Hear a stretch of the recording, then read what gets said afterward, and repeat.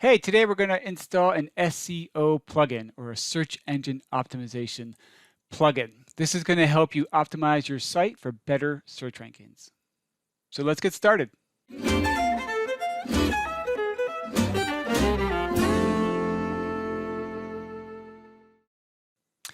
Okay, so this is the page that this is the plugin that we're going to be installing. It's called SEOPress. I really like this plugin. It's easy to use, it's powerful, it's lightweight, and it's the one we're going to install right now. So first thing you want to do is log into your website. So this is a WordPress plugin, so you need a WordPress website. And typically your login page is going to be your domain name, .com or .org or whatever, /WP-login or WP-admin. That will get you to this login page.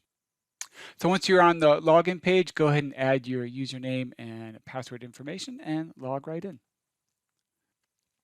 So you're at the main dashboard of WordPress at this point, and what we want to do is we want to navigate to the plugins area over here on the left-hand side, and we're going to just install a new one or add new. Go ahead and just click add new.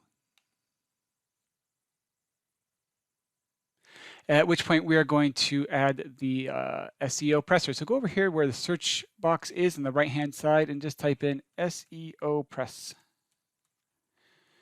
And enter, and it should show up. Now, there's two plugins, kind of similar names. One's called SEOPress, which is the one we're using. There's also SEOPressor, P-R-E-S-S-O-R.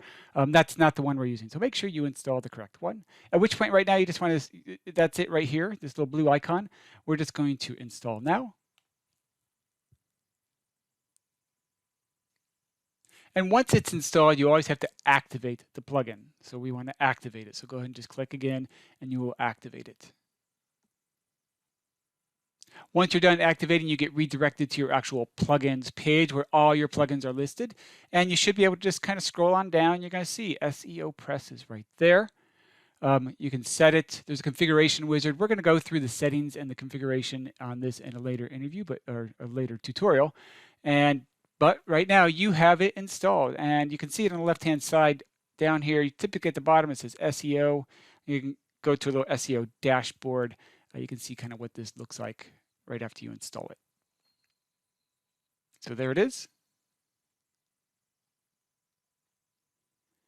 And it's ready to go. All right, in the next lesson, we will go about configuring and setting this up.